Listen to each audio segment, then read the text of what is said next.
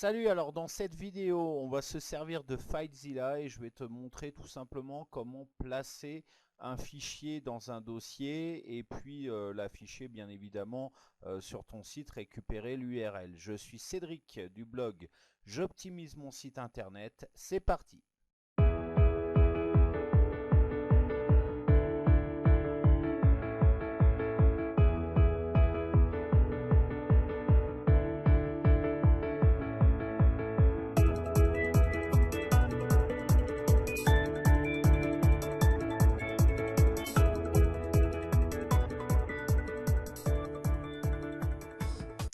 Alors, voilà, avant de commencer ce tutoriel, bien évidemment, il faut que tu saches utiliser ce petit logiciel qu'on appelle FileZilla.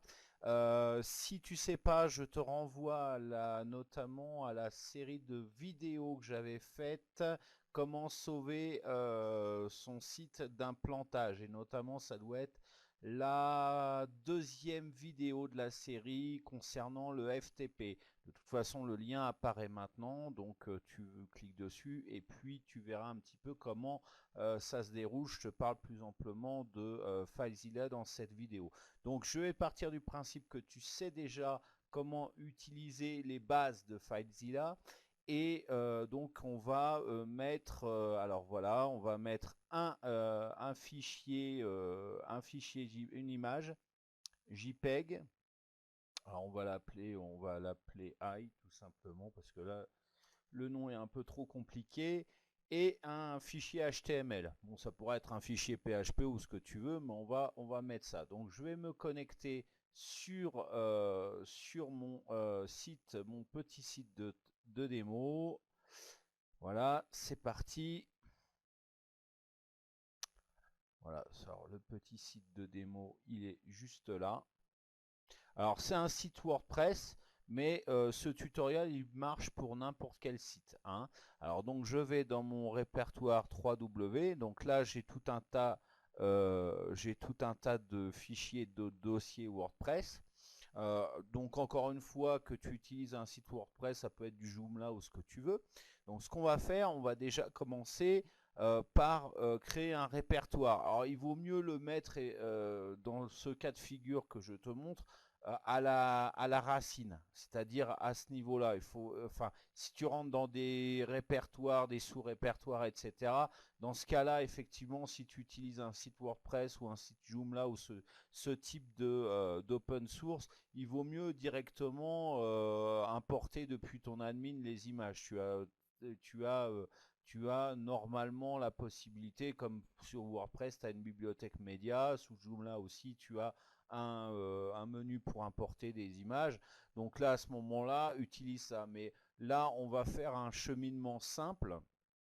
Voilà, donc on va créer un dossier, un répertoire à la racine de notre site. Donc dans le dossier, dans le répertoire 3W, hein, pas au-dessus, hein. Donc on va faire un clic droit n'importe où. Là, tu peux cliquer même sur un fichier là, et puis tu vas cliquer sur créer un dossier ou create directory. Alors ce dossier, on va l'appeler démo par exemple. Alors pas avec l'accent, hein, surtout pas. Donc voilà, tout simplement. Donc là, j'ai mon dossier de démo. Donc je vais rentrer à l'intérieur. Je ne suis pas obligé à la base de rentrer à l'intérieur. Bon là, il est vide, hein. Et je vais commencer par mettre mon fichier I. Voilà. Donc là, tu vois, il y a la fenêtre de dialogue qui te dit qu'il y a un transfert. Et puis, je vais mettre mon fichier HTML. Alors, il vaut mieux malgré tout si tu as déjà un site internet que c'est bien agencé comme du WordPress, comme du Joomla, comme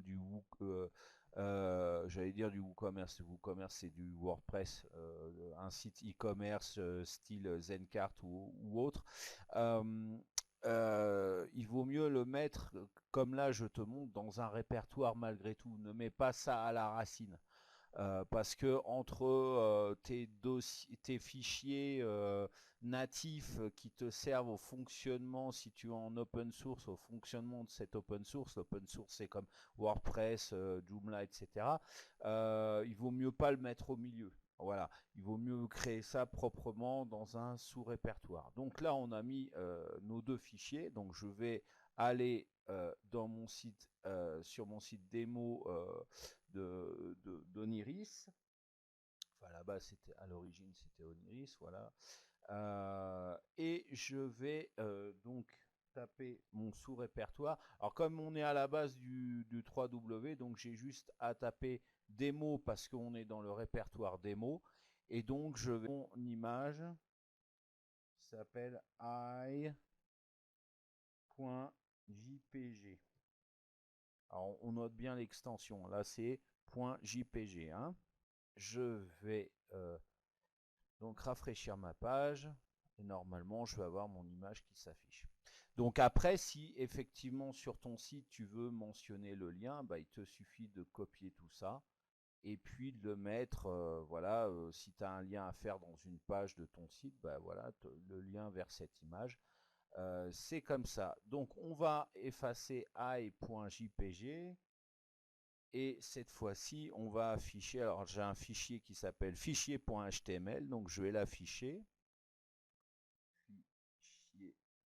Fichier.html, voilà.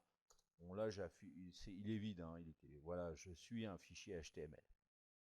Donc voilà, c'est pareil, là tu peux copier le lien et puis le remettre dans une page. Si tu dois mentionner voilà, un répertoire, un endroit spécial, un fichier spécial, une image, que ce soit une image, un fichier comme ça, une page HTML extérieure, et ben voilà comment faire la manière la plus simple. Voilà.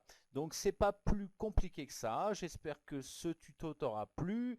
N'hésite pas à liker la vidéo, à t'abonner si c'est pas encore fait. Hein. Le petit renard sur fond jaune en bas à droite, tu cliques dessus, tu vas pouvoir t'abonner à ma chaîne. Et n'hésite pas à partager, à commenter. Voilà, je réponds très souvent aux commentaires pour pas dire tout le temps aux commentaires. Donc n'hésite pas à le faire. Voilà, moi ça m'encourage. Et puis en attendant pour un nouveau tutoriel, bah, je te souhaite une excellente fin de journée. Ciao.